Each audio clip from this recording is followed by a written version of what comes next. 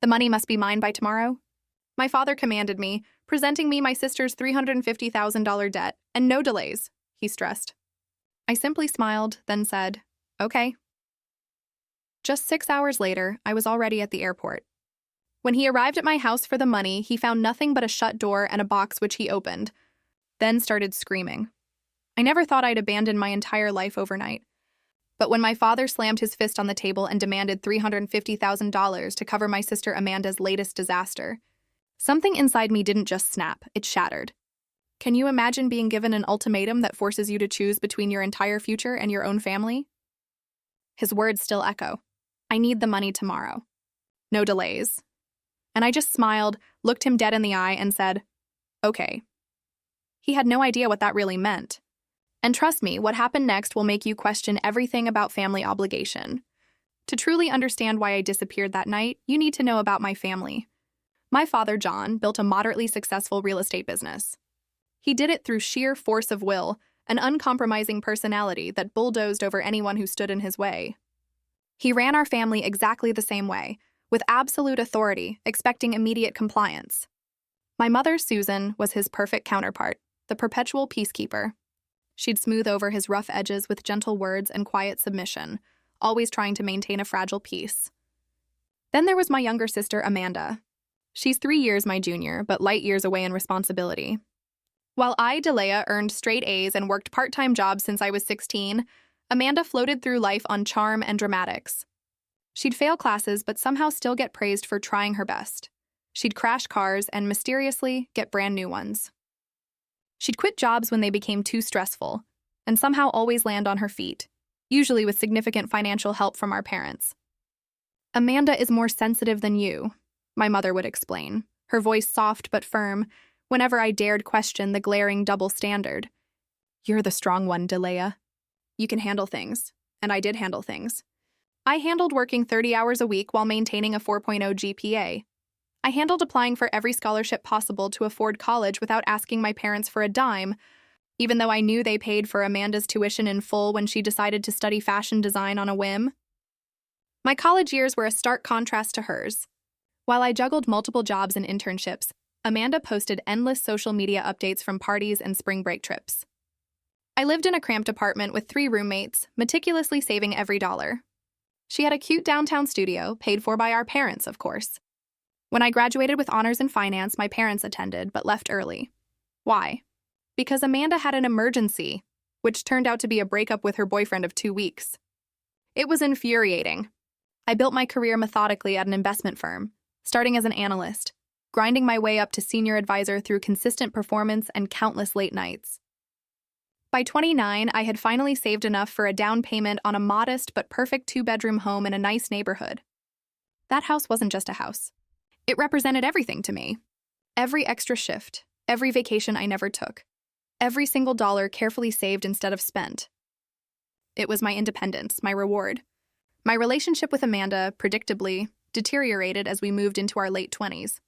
While I established financial independence, her lifestyle continued to be subsidized by our parents, and increasingly, by me.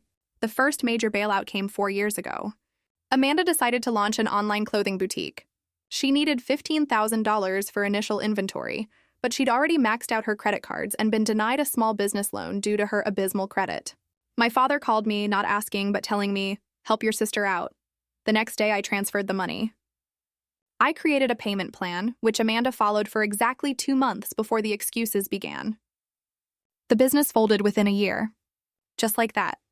The second incident happened when Amanda got involved with a wealthy man who, surprise, turned out to be married. After a messy public confrontation with his furious wife, Amanda was sued for property damage and emotional distress. Another $20,000 of my carefully hoarded savings disappeared to settle that case quickly and quietly. The third time, just 6 months ago, involved Amanda's extravagant apartment lease that she could no longer afford.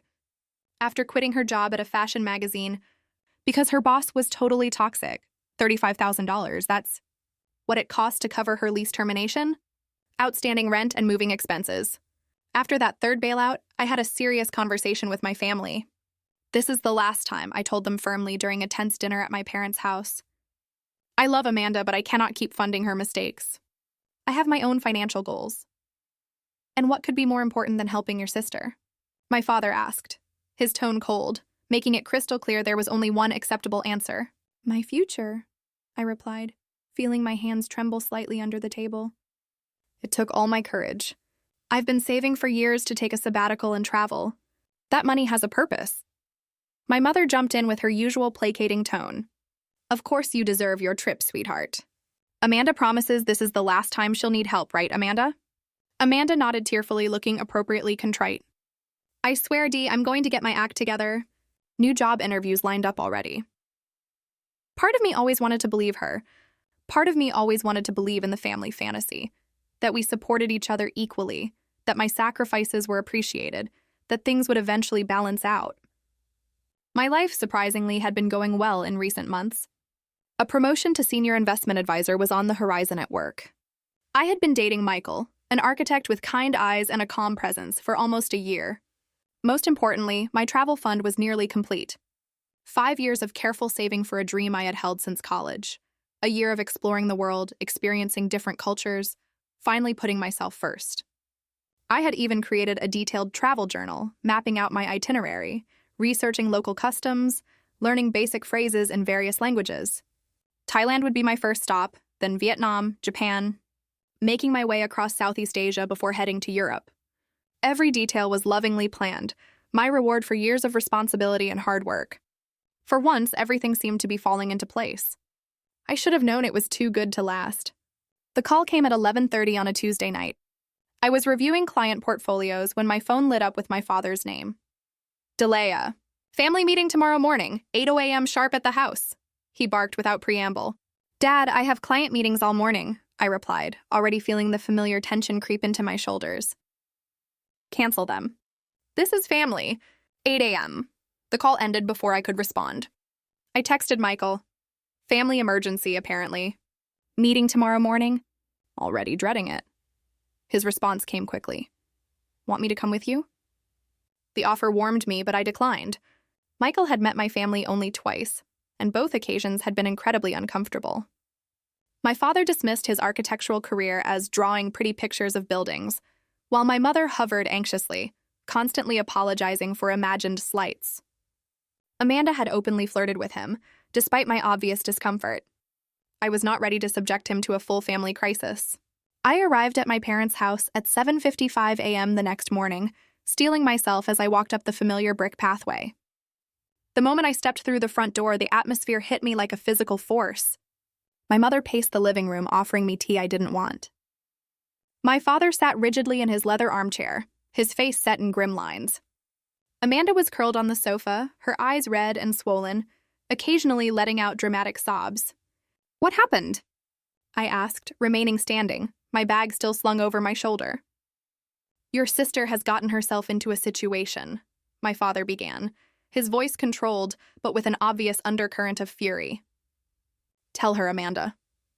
Amanda looked up at me, her mascara smeared beneath her eyes. I made a mistake, Dee, she whispered, her voice breaking. Just tell me what happened, I said, already feeling my bank account draining in my mind. The story emerged between sobs and my father's impatient interruptions. Amanda had attempted to launch another boutique, this time a physical store in an upscale shopping district. She had been denied conventional business loans due to her previous failures. So she had turned to what she called private investors, but what were clearly loan sharks, charging exorbitant interest rates. $350,000, my father finally stated, looking directly at me, his gaze unyielding. That is what she owes, and they want it within 2 days. The amount hit me like a physical blow. $350,000? Are you serious? What could possibly cost that much? Retail space renovation, premium inventory, marketing campaign, Amanda muttered, barely audible. The interest built up quickly when I missed the first payment. These are not people you want to owe money to, my father continued. They've made threats. Legal action at minimum, but they implied worse. I looked at my mother, who was now wringing her hands, her face a mask of worry. Why not go to the police if they're threatening her? I asked, bewildered. And have Amanda's reputation ruined? Have our family name dragged through the mud? My mother exclaimed, her voice rising. Your father has worked decades to build his standing in this community. Of course. The family reputation mattered more than actual safety, or heaven forbid, Amanda facing consequences. I'm trying to liquidate some assets, my father continued, his voice tight. But most of my capital is tied up in developments that cannot be easily converted to cash, especially not in 48 hours. My mother added, "We would never ask if there was any other way, sweetie." But they weren't asking. Not really. The expectation hung in the air, unspoken but unmistakable. I was the solution, again. What about the business itself? The inventory? I suggested, desperately seeking alternatives. Worthless, my father dismissed with a wave. The lease is underwater and the merchandise was mostly on consignment, so there is literally nothing to show for $350,000. Literally nothing? I asked, incredulity creeping into my voice. Amanda started crying harder. I tried, Dee. I really thought it would work this time. I had clients interested, but then supply chain issues delayed everything, and the contractors went over budget with the renovations. I tuned out her excuses. It was a familiar script, variations of which I'd heard for years. Meanwhile, my father's eyes never left me, calculating. My mother had moved to sit beside Amanda, rubbing her back in small circles. "Delea," my father finally said, his voice taking on the tone he used to close business deals. "You are in the best position to help. Your investment portfolio is substantial, and you have your travel fund." The casual mention of my travel fund sent a chill through me. I had never told him the specific purpose of my savings, only that I was saving for future plans. The fact that he knew exactly what it was for and still expected me to hand it over spoke volumes. My blood ran cold. "My travel fund would cover maybe half of that amount," I said carefully. "And it took me 5 years to save." "You can travel later," my mother chimed in, her tone dismissive. "Amanda needs help now. Family comes first. Family comes first." The familiar refrain that always seemed to apply only to me, never to how the family treated me in return. Why is it always my responsibility to clean up these messes? I asked, feeling a rare flare of rebellion rise within me. I've bailed Amanda out 3 times already. I have my own life, my own plans. Plans that can wait, my father said dismissively. This is an emergency, Delea.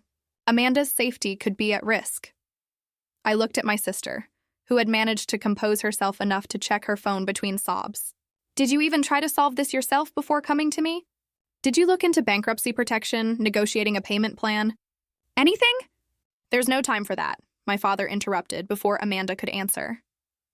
These people want their money now, and that was when I knew, with absolute certainty, that nothing would ever change. This pattern would repeat endlessly throughout our lives. Amanda would create disasters, and I would be expected to sacrifice whatever necessary to fix them. The realization settled over me like a heavy blanket, smothering, but also oddly clarifying. Something fundamental shifted inside me in that moment, though I kept my expression neutral. I need time to think, I said, reaching for my bag. I can't just liquidate my entire investment portfolio instantly. You have until tomorrow morning, my father stated. Not a request, but a command. As I turned to leave, Amanda finally looked up from her phone. I'm really sorry, Dee, she said, but her eyes held the same entitled expectation I had seen countless times before. I nodded without replying and walked out, the weight of their expectations following me like a shadow. I didn't even make it home before my phone rang again. My father, of course, calling to ensure I was already working on the money transfer. No doubt, Delea. I expect solutions, not evasion, he said immediately when I answered. I'm trying to figure out what's possible, I replied, parking in front of my house. $350,000 isn't pocket change, Dad. I can't just withdraw that on a whim. This is not a whim. This is your sister's well-being, his voice hardened. I need the money tomorrow. No delays. Dad, be reasonable. Even if I agreed to this, which I haven't, financial institutions have withdrawal limits. There are processes. Figure it out. He cut me off. You work in finance. Use your connections. I took a deep breath. What about other options? You could take a second mortgage on your house. Amanda could sell her car, her designer wardrobe. His laugh was cold. The house is already leveraged for business purposes, and Amanda's possessions would barely make a dent in this amount. Then what about a formal loan from a bank with you as co-signer? No time, and a paper trail would complicate things. Translation: he didn't want official documentation of this disaster. Image management, as always. Dad, I said carefully, this is my future we're talking about. My entire savings. And what is more important?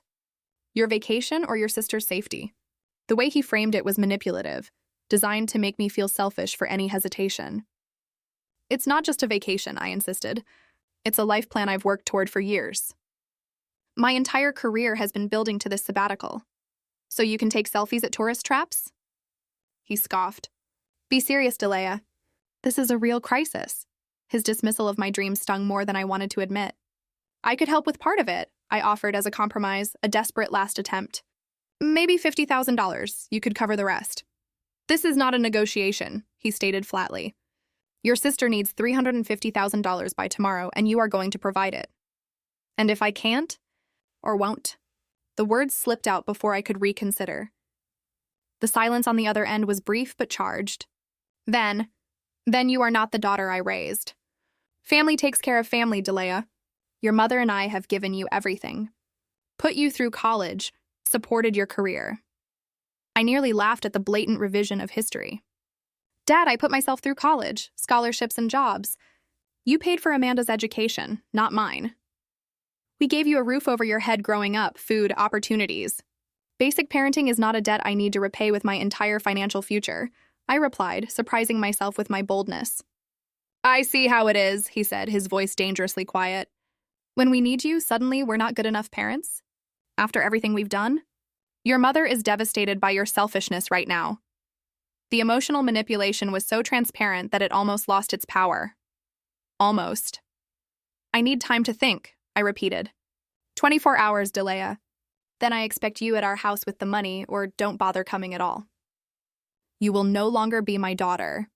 The call ended and I sat in my car, hands shaking. The ultimatum echoed in my head, no longer his daughter. The threat should have devastated me, but instead I felt an unexpected wave of relief. I finally went inside, dropping my keys on the counter and slumping onto the couch. My phone immediately lit up with texts from my mother. Your father is just stressed, sweetheart. He doesn't mean to be harsh. Amanda is crying again. She feels terrible for putting you in this position. We know it's a lot to ask, but family always comes through for each other. Please call me back. We can figure this out together. The messages continued, alternating between guilt trips and placations. I silenced my phone and stared at the ceiling, feeling the weight of my family's expectations pressing down on me like a physical force. Later that evening, as I was researching what liquidating my portfolio would actually entail, my doorbell rang. My father stood on the porch, his face set in determined lines. I thought we could discuss this like adults, he said, pushing past me into the house without waiting for an invitation. There's nothing to discuss, I replied, closing the door. You've made your position clear. He surveyed my living room with critical eyes before turning to face me. I want you to understand the severity of the situation. These people Amanda borrowed from are not playing games. I understand perfectly, I countered, my voice steady. Amanda made terrible decisions and now expects everyone else to save her, as always. His face flushed. You have always been jealous of your sister. The accusation was so absurd I actually laughed. Jealous of what? Her inability to hold a job? Her mounting debt? Her complete lack of responsibility? Of her spirit? Her creativity? The fact that she takes risks while you play everything safe? Those risks seem to be costing $350,000 at the moment, I pointed out, my voice flat. He waved a dismissive hand. Money can be replaced, family cannot. Exactly my point, I agreed. Yet you are willing to disown me over money. He stepped closer, his voice lowering. I need the money tomorrow. And no delays. I've already told these people we will have it. The presumption was staggering. He had guaranteed my money without even speaking to me first. You had no right to make promises on my behalf, I said, feeling a strange calm settle over me. I had every right. I am your father. That does not give you ownership of my finances. It gives me the right to expect support in a family crisis. He shouted, his control finally slipping. After everything we have done for you, this is how you repay us? With selfishness and arguments when your sister could be in danger? I looked at this man, my father. I really looked at him, perhaps for the first time in my adult life. I saw not the imposing figure of my childhood, but someone smaller. Someone who controlled through fear and obligation rather than respect and love. I will think about it, I said quietly. Now please leave. I need to make some calculations. He stared at me for a long moment, then nodded stiffly. Tomorrow morning, Delia. 9:10 a.m. at our house with the funds, or don't bother coming at all. After he left, I sat in silence for nearly an hour, thoughts racing through my mind. Then, with sudden clarity, I smiled. And I whispered to my empty living room, okay. I didn't sleep that night. Not a single minute.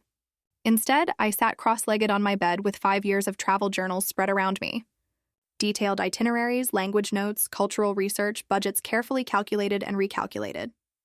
5 years of dreams meticulously documented.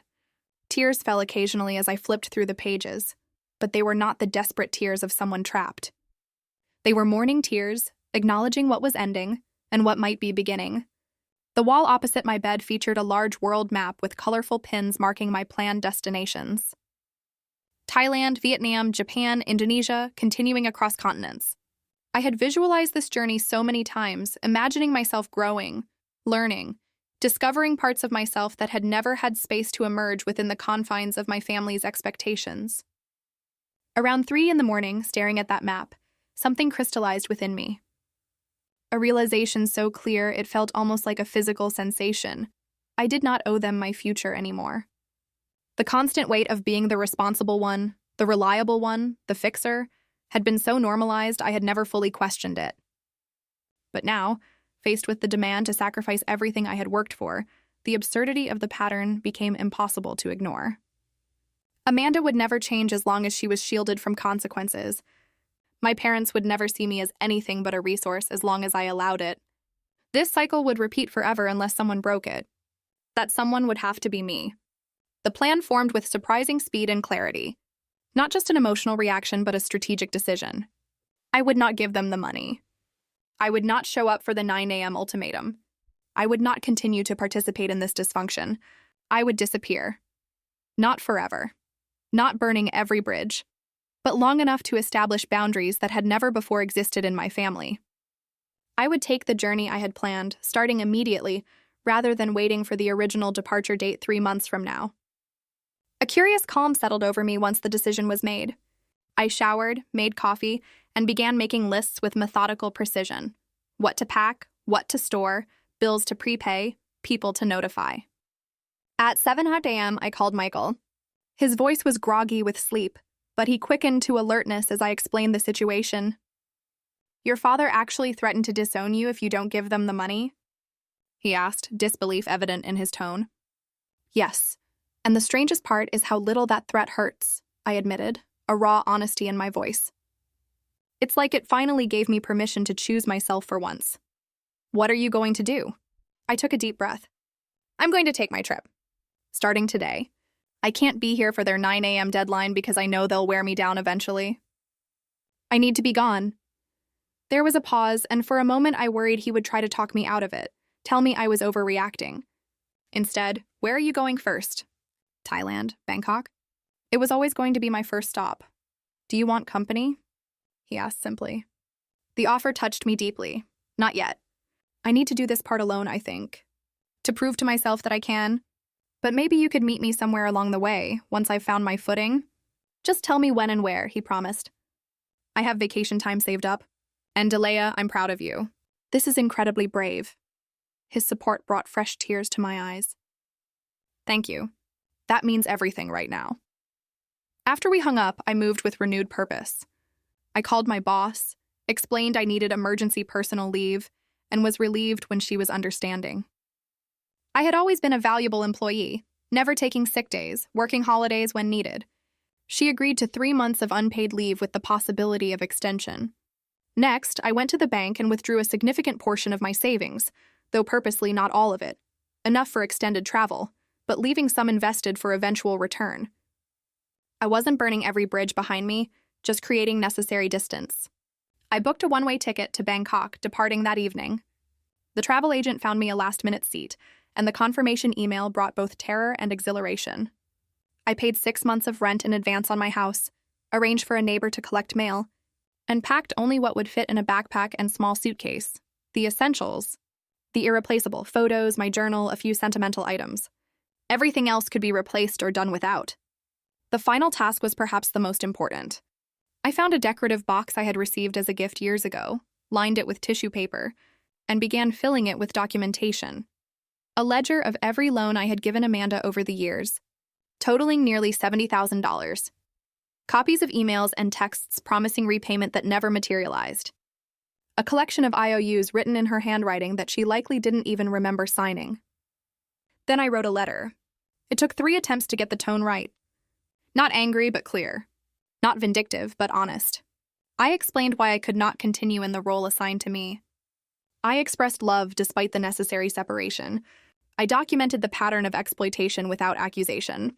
I did not reveal my destination, but left open the possibility of future contact once boundaries were established. I signed it simply, Delea, rather than the usual love Delea that had ended every communication with my family since childhood. A small but significant shift. The box was wrapped carefully with a simple ribbon, a final gift to a family that had demanded so many. I placed my spare house key on top. At 4:00 p.m., my phone rang again. My father. "I expect to see you at 9 a.m. with the money," he stated without greeting. I took a deep breath and replied with perfect calm. "Okay." I could hear the surprise in his momentary silence, followed by satisfaction. "Good. Your mother will make breakfast." "Sounds nice," I said, my voice betraying nothing of my plans. After hanging up, I immediately turned off my phone, removed the SIM card, and slid both into a drawer. I would get a new phone, a new number, in Thailand. A clean break. The taxi arrived at 5 p.m. I looked back at my house one last time, feeling a complex mix of emotions. Sadness, certainly. Fear, absolutely. But overwhelmingly, underneath it all, a sense of liberation so powerful it was almost dizzying. In the taxi, I allowed myself a small smile. For the first time in my adult life, I had chosen myself. The morning light cast long shadows across my living room as I made final preparations. Having stayed awake through the night, I moved with the strange clarity that comes from exhaustion combined with absolute conviction. Each item I packed had been carefully considered, each document secured, each loose end tied up as neatly as possible. I had already withdrawn my savings, converting some to traveler's checks and prepaid international cards. The rest distributed between different accounts that could be accessed globally. Not my entire savings, but enough to sustain me for at least a year abroad, living modestly but comfortably as I had planned. The practical arrangements had been surprisingly simple. 6 months of rent paid in advance to my landlord, who seemed confused but pleased by the unexpected windfall. Utilities set to automatic payment. My few plants given to neighbors. Mail forwarding arranged. I packed light, 2 weeks of versatile clothing, essential toiletries, important documents secured in waterproof pouches, first aid supplies, and my most treasured possessions, a small box of photos and the journals detailing my travel plans. Everything fit into one backpack and a small rolling suitcase, exactly as I had planned during years of reading travel blogs and minimalist packing guides. What remained was the gift for my family, the box I had prepared the night before. I placed it on the coffee table, centering it perfectly, the house key gleaming on top. Inside was the documentation of years of financial support given to Amanda, the broken promises of repayment, and my letter explaining my decision. The letter had been the most difficult part. How to express years of complex emotions without sounding bitter? How to establish boundaries without severing ties completely? I had rewritten it multiple times, finally settling on a version that felt true to my feelings, while still leaving room for possible reconciliation someday, on healthier terms. The letter began with simple facts. I have given Amanda $73,226 over the past 5 years. I have received $2,100 in repayment. I have been told each time that it would be the last time my help would be needed. I cannot and will not provide $350,000 to cover this latest crisis. The middle sections detailed the pattern of family dynamics, my repeated attempts to establish boundaries, and the consistent dismissal of my own needs and goals. It concluded with my decision. I am taking the journey I have planned for 5 years. I need time away from this pattern that hurts all of us in different ways. Amanda needs to face consequences to grow. You need to recognize that protecting her from those consequences has only enabled destructive behavior. I need to discover who I am outside the role of family fixer. I love you, but I cannot continue like this. I will be in touch when I am ready. I did not specify where I was going or for how long. That uncertainty was necessary protection against my father's controlling tendencies and my own potential weakness if faced with enough emotional manipulation. I walked through my home one final time, a space that represented so much hard work and independence. My first real achievement as an adult. Purchased with my own money, decorated to my own taste. I ran my fingers along the bookshelves, straightened a photo frame, adjusted a throw pillow. Small, meaningless gestures of farewell. At exactly 8:55 a.m., 5 minutes before I was expected at my parents' house with the money, my phone rang. My father, no doubt, calling to make sure I was en route with the funds. I answered with steady composure. "Hello, Dad. Are you on your way?" No greeting, no pleasantries. "Everything is being taken care of," I replied, the careful phrasing technically true, while revealing nothing. "Good. Your mother is making those blueberry pancakes you like." The attempt at normalcy, at pretending this was just a regular family breakfast rather than financial extortion, almost made me laugh. "I will handle everything, Dad," I said, the double meaning clear only to me. "See you soon." He hung up without waiting for my response. I turned off my phone immediately after, a symbolic act that felt surprisingly powerful. The ability to simply disconnect, to choose silence over the constant barrage of demands and guilt. Outside, the taxi arrived precisely on schedule. The driver helped load my luggage, commenting on my traveling light, assuming I was taking a short business trip. I smiled without correcting him and took one last look at my house before closing the door, testing that it was locked. I placed the box with the letter carefully on the welcome mat, positioned where it could not be missed. The ride to the airport passed in contemplative silence. The familiar streets of my neighborhood, then the highway, then the approach to departures, signs for international flights, each mile increasing the distance between the old Delea and whoever I might become. At the airport, I moved through check-in with mechanical efficiency. Yes, one-way ticket. No return flight yet. Passport, boarding pass, security screening, the practiced choreography of modern travel carrying me forward. Sitting at the gate, I finally allowed myself to fully process what I was doing.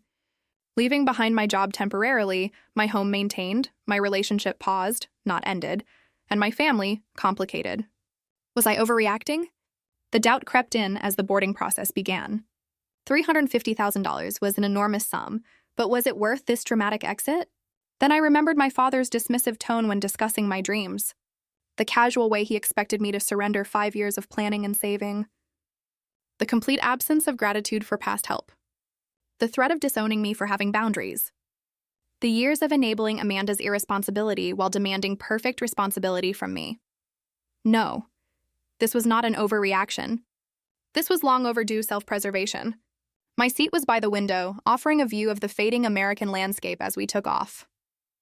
As the plane gained altitude, I imagined my father arriving at my house, expecting to find me with a check in hand, perhaps contrite for my earlier resistance. Instead, finding a locked door and a box of truths never before assembled so clearly. I could picture his face as he read the letter, the initial anger, the sputtering indignation, the disbelief that I had actually defied him, the slow realization that his control had limits. Somewhere over the Pacific, I sent a single text to Michael from the airplane Wi-Fi using my tablet to avoid turning on my phone. I did it. I am free. His response came minutes later. Safe travels. The world is waiting for you. So am I, whenever you are ready. I leaned back against the headrest, closed my eyes, and for the first time in days, I slept peacefully. 9 a.m. arrived at my abandoned house with predictable results. My father, punctual to a fault, pulled into the driveway, expecting to find me waiting with the money, perhaps apologetic for my earlier reluctance. Instead, he found a locked door, my car conspicuously absent, and a box placed precisely in the center of the welcome mat. I learned the details of what happened next from Michael, who heard from a mutual friend 2 houses down from me. According to this neighbor, my father knocked repeatedly, then tried calling my phone, growing visibly agitated when it went straight to voicemail. Eventually, he noticed the box with the key on top, opened it right there on the porch, and began reading the contents. His face reportedly transformed from annoyance to disbelief to pure rage. He shouted my name loud enough to draw attention from people walking their dogs. He slammed his fist against my front door, causing the decorative wreath to fall to the ground. "She cannot do this," he yelled to no one in particular. "She cannot just leave." But I had done exactly that. I was already thousands of miles away, my plane crossing the international dateline as he stood fuming on my porch. My father used the key to enter my house, presumably searching for clues to my whereabouts, or perhaps hoping to find me hiding inside. He emerged 20 minutes later, face flushed, clutching the box and my letter.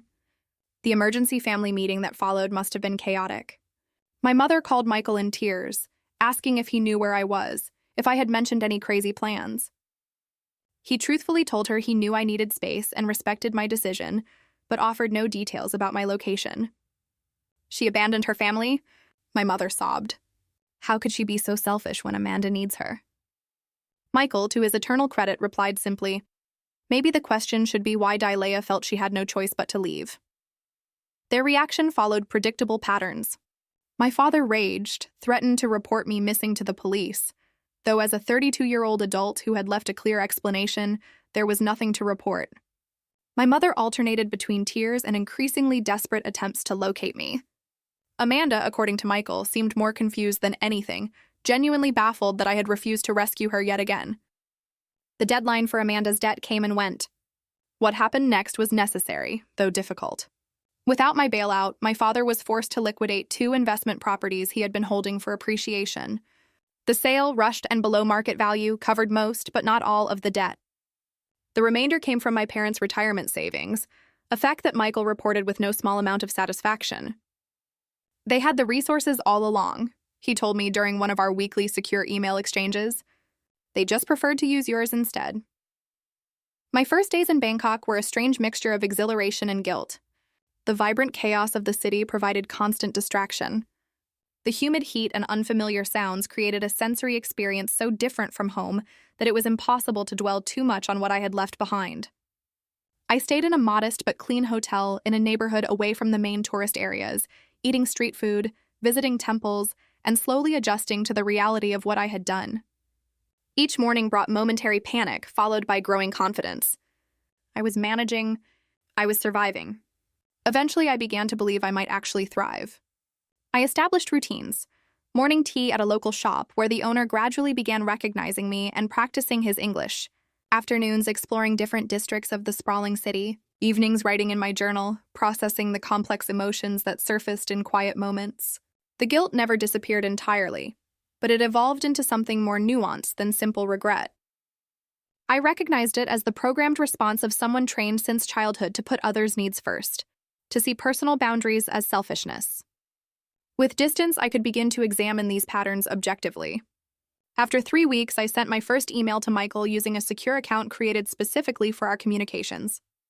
I shared practical details, my safe arrival, my accommodations, my initial impressions of Thailand. I asked about his life, his work, careful to avoid direct questions about my family that might put him in an awkward position. His response came within hours, warm and supportive, without pressure. He shared news of his latest architectural project, mentioned a book he was reading that reminded him of me, and only at the end offered limited information about my family. Your parents came by my apartment looking for you last week. I told them what I knew, which is that you are safe and needed space. Your father made some threats about legal action for hiding you, but obviously that went nowhere since you are an adult who left voluntarily. Amanda has apparently taken a job at a department store. Entry-level retail. Your mother mentioned it as if it were a tragedy, but it sounds like a positive step to me. The news about Amanda surprised me. She had always considered retail work beneath her, despite her fashion interests. Perhaps necessity was finally pushing her toward responsibility. Over the following months, I settled into a nomadic rhythm, moving through Thailand as originally planned, then to Vietnam, Cambodia, each destination on my meticulously researched itinerary. I found temporary work teaching English to supplement my savings.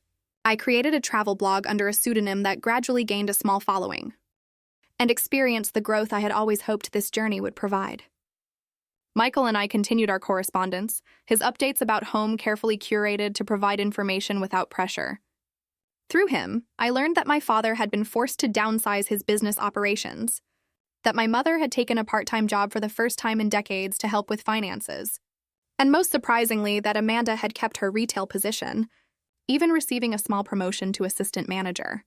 The family dynamics have shifted, Michael wrote 6 months into my journey. Without you as the safety net, they are all adapting in ways they probably should have years ago. I read his words sitting in a cafe in Kyoto, cherry blossoms drifting past the window, and felt a complex mixture of satisfaction and sadness. This was what I had hoped would happen. But the fact that it took my complete departure to catalyze change spoke volumes about how entrenched our dysfunctional patterns had been. Occasionally, I experienced moments of doubt. During a bout with food poisoning in a small town in Vietnam, lying alone and miserable in a guest house, I longed for the comfort of familiar faces. When celebrating my 33rd birthday with strangers at a hostel in Taiwan, I felt a pang of loneliness despite their kindness. But these moments passed, and each time I emerged stronger, more confident in my ability to navigate the world independently. The woman who had spent decades being reliable for everyone else discovered she could be reliable for herself as well. Michael joined me for 2 weeks in Japan, a slightly awkward but ultimately wonderful reunion that confirmed our connection had survived the separation. We parted with promises to meet again in Europe, our relationship evolving into something different, but perhaps more balanced than before. Almost exactly 9 months after my departure, an email arrived from an unfamiliar address. The subject line read simply, "From your mother." I stared at it for a full day before finding the courage to open it. The Paris cafe buzzed with morning conversations, the clinking of espresso cups creating a soothing backdrop as I opened my laptop. A year had passed since my abrupt departure, and spring in France was as beautiful as my travel journals had promised. I had arrived 3 days ago, my 10th country on this journey of self-discovery. I sipped my coffee and logged into my email, immediately noticing a new message from Michael. We had maintained our correspondence throughout my travels, and he was planning to join me in Italy the following month. His updates from home had become less focused on my family over time, a natural evolution as my new life took precedence over the past I had left behind. Today's message, however, was different. "Your mother asked me for your email address," he wrote. "I didn't give it to her, of course, respecting your privacy, but she gave me a letter to forward to you. It seems sincere, Delia. I've attached it, but only you can decide if you want to read it. No pressure either way. I support whatever you choose." The attachment sat in my inbox, unopened, as I ordered a second coffee and a croissant, buying time with small indulgences. The terrace had filled with Parisians and tourists alike, the spring sunshine drawing everyone outdoors after a rainy week. Finally, I clicked on the attachment, bracing myself for guilt trips or emotional manipulation.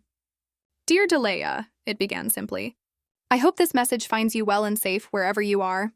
I have started this letter 100 times over the past year and discarded every attempt. What could I possibly say that would matter after everything that happened? But today I realize that perhaps the most important thing is simply to acknowledge the truth, even if it changes nothing between us." I paused, surprised by the tone. This did not sound like the mother I knew, the peacekeeper who smoothed over difficult realities with platitudes and deflection. "You were right to leave," she continued. "I have had a year to reflect on the patterns in our family, and I am deeply sorry for my role in them. Your father and I put unfair pressure on you throughout your life. We expected you to fix problems you did not create while shielding Amanda from the consequences of her actions. We called it love, but it was not loving toward either of you. It damaged you both in different ways." My coffee grew cold as I read on, absorbing words I never expected to hear from my mother. "Our family has changed since you left. Not immediately, and not without pain. Your father was angry for months. Amanda was confused and hurt. I was simply lost. But gradually, necessity forced changes that should have happened years ago." She detailed these changes with surprising candor. My father had scaled back his business after selling properties to cover Amanda's debt. The reduced income forced my parents to adjust their lifestyles significantly. My mother had taken a part-time position at a local library, something she described as unexpectedly fulfilling. Most significantly, Amanda had maintained her retail job for almost a year now, recently being promoted to department manager. She had moved into a smaller apartment within her actual budget and was taking community college courses in business management. "She is learning to stand on her own feet," my mother wrote. "It has been difficult for her, but I see a strength emerging that was always there, just never required. Your absence forced us all to grow in ways we had avoided." The letter contained no demands for my return, no questions about my location, not even a request for a response. It ended simply, "I do not know if you will ever want to reconnect with us. I would not blame you if the answer is no. I just wanted you to know that your courage in leaving helped us all, though it took us too long to see it. Be well wherever you are. You are loved and missed, But more importantly, you are respected for making the choice that was right for you. I read the letter 3 times, tears blurring the screen on the final reading. Not tears of regret or homesickness, but of recognition. Something fundamental had shifted, not just in my life, but in my family's understanding. Later that afternoon, I composed a careful reply, brief but genuine, acknowledging receipt of her letter and expressing appreciation for her insights. I shared that I was safe and well, pursuing the journey I had planned for so long. I did not disclose my location or future plans, maintaining the boundaries that had become so important to my healing process. But I did leave open a small door to future communication. I am not ready to return, I wrote. But I am glad to hear everyone is finding their way forward. Perhaps someday we can build something new on healthier foundations. 3 days later, Michael arrived in Paris as planned, his familiar smile at the airport gate bringing a rush of joy. We spent the afternoon at a sidewalk cafe near Notre Dame, catching up on the months since we had last seen each other in person. Your mother showed me her letter before I forwarded it, he admitted over wine and cheese. Hope that was okay. I wanted to make sure it wouldn't hurt you. It was surprisingly healing, I replied. For the first time, she actually saw me. Not as a resource or a solution, but as a person with my own needs and boundaries. People can change when they have to, Michael observed, though it usually takes something dramatic to break established patterns, like disappearing overnight. Exactly like that, I said with a small smile. We spent 2 weeks together in Paris, then traveled south to the French Riviera. Our relationship had evolved into something stronger during my time away. The foundation shifting from proximity and convenience to genuine choice and deliberate connection. As we watched the Mediterranean sunset one evening, Michael asked the question that had been hovering unspoken. Do you ever think about going back? Not to the old situation, but to see the changes for yourself? I considered carefully before answering. Sometimes, not out of obligation anymore, but curiosity. To see these new versions of my family. To determine if the changes are genuine and sustainable. And if they are, then perhaps we could build new relationships, adult to adult, with respect and boundaries.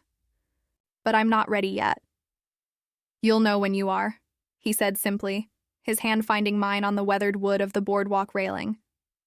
The journey I had planned for a year extended to 15 months as I continued exploring Europe, occasionally joined by Michael during his vacation time. My remote work teaching English online provided sufficient income to supplement my savings, and my travel blog had developed a modest following that occasionally led to free accommodations in exchange for reviews. Throughout this time, I maintained sparse but civil communication with my mother via email. Basic life updates, no deep emotional exchanges, but no hostility either. A tentative rebuilding of trust through consistent respect of boundaries. The lessons of my journey crystallized over time, becoming clearer with distance and perspective. First, that healthy boundaries are not selfish, but essential. The constant sacrifice of self for others creates not harmony, but dysfunction. True family support should be reciprocal and respectful, not one-sided extraction. Second, that sometimes love means walking away. My departure, though painful, ultimately catalyzed positive change for everyone involved. Had I stayed and continued enabling the established patterns, we all would have remained trapped in our respective roles. Third, that self-care is not an indulgence, but a necessity. The years I spent putting myself last had not made me a better daughter or sister, but a depleted person, increasingly resentful of the very people I was trying to help. Fourth, that healing sometimes requires radical change. The journey I took physically mirrored the internal distance I needed to establish, creating space to rediscover myself outside the confines of family expectations. Finally, that forgiveness does not require forgetting. I could acknowledge the positive changes in my family without erasing the history that necessitated my departure. Reconciliation, if it happened, would be based on new foundations, not pretending the past had not occurred. 18 months after my abrupt departure, I received a wedding invitation via email. Amanda was getting married to a man she had met at her community college, described by my mother as stable, kind, and financially responsible, in what seemed a deliberate contrast to her previous relationships. The invitation represented a test of sorts. Could I return for a brief visit, maintaining my boundaries while acknowledging the growth that had occurred? Was I strong enough to engage with my family on new terms without slipping back into old patterns? I haven't yet decided if I will attend. The woman who fled in the night would have declined automatically, too afraid of being pulled back into the vortex of family obligation. The woman I am becoming might be strong enough to visit briefly, to observe the changes firsthand, to participate without being consumed. Either decision will be made from a position of strength rather than fear, of choice rather than obligation. That freedom to choose based on my own needs is perhaps the most valuable gift I gave myself when I disappeared that night. This journey changed everything. It forced me to confront deeply ingrained family patterns and choose my own path, even when it felt impossible. Now, I'm genuinely curious. What would you have done in my place? Would you have attended Amanda's wedding hoping to build new relationships? Or would you have maintained your distance, waiting for more time to pass and new patterns to be truly established? Tell me what you think in the comments below. I really want to know.